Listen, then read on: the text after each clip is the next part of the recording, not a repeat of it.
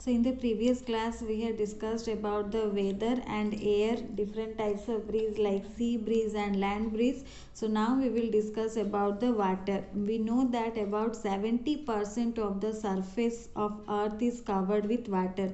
So here we will, in this class we will discuss about the water and different states of water, different forms of water.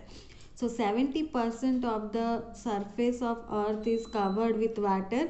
So it is found in rivers, lakes, oceans and under the ground. Water is found everywhere in rivers, lakes, oceans and under the ground. So it is also found in glaciers and icebergs. So it is present in the atmosphere in the form of water vapors. Only 3% of water is fit for drinking.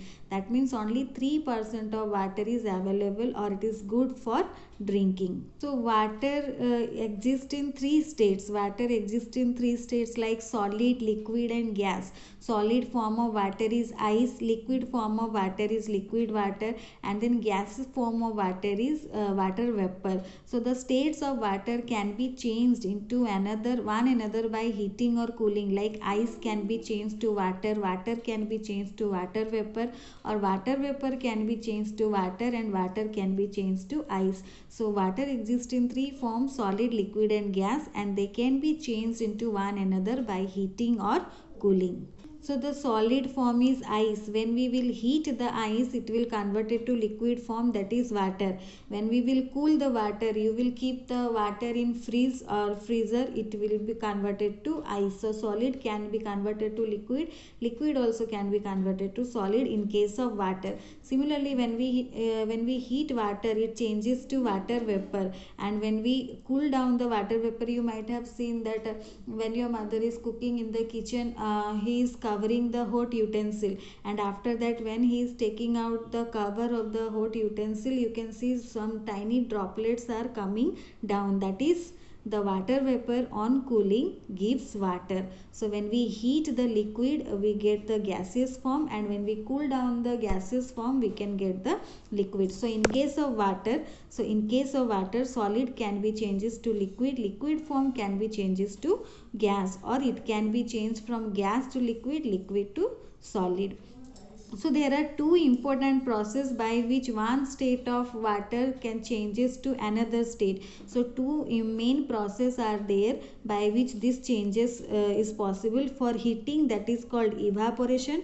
For cooling, that is called condensation. So two important process. Here also you came to know, here heating, here also heating, here cooling, here cooling. So two processes are there, heating and cooling. Heating process, that is evaporation, and then this one is condensation. So two process we will study here, evaporation and condensation. Evaporation means the process by which water on the surface of water bodies changes into water vapor, that is called evaporation.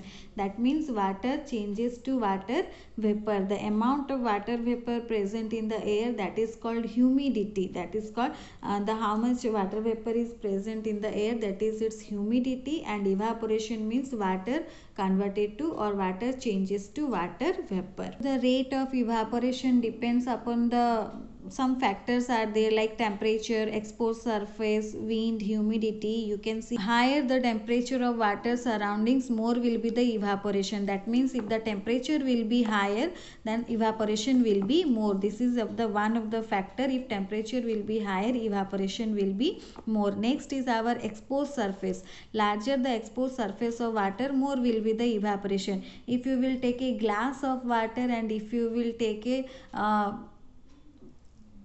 tub of water, then evaporation will be more in the tub of water, because the exposed surface is large. So when the exposed surface is large, the evaporation will be more. Then wind, stronger the wind blowing over the exposed surface of water, more will be the evaporation. If the wind is stronger, evaporation also will be more. And humidity means lesser the humidity in air, more will be the evaporation. Humidity means the amount of water vapor present in the air. So if the humidity is less, if the water vapor amount of water vapor in the air is less, then more will be the evaporation. So these are the factors of evaporation which affect the evaporation: temperature, exposed surface, wind and humidity. So next process is our condensation. Condensation means the process by which water vapor changes into water. So evaporation means the process by which water changes to water vapor, and here condensation means water vapor changes to water. That is called condensation. So you can try it. You can put some ice cubes in an empty glass or glass filled with water. After sometimes you will see that tiny droplets of water on the outer surface of the glasses will be there. So that is because of the condensation. When the water vapor in the air comes in contact with the outer side of the cold glass, it cools down the outer surface and changes into its liquid form and forms very tiny droplets. So that is condensation. Even if when you are heating something, when you are boiling water, and then you will cover that utensil in which you are boiling water with a cover. After sometimes when you will take out that cover from that utensil, you can see that tiny droplets will be falling from that cover. So that is because of the condensation. So in winter season we have seen many tiny droplets of water present on the grass and leaves. So they are also formed due to condensation of water vapors present in the air, like we have seen fog, mist and also that is because of the condensation of water vapors that is present in the air. So next is water cycle. Water cycle means water form a cyclic way, that is water cycle. The water from ponds, rivers, lakes and seas evaporate and changes to water vapor.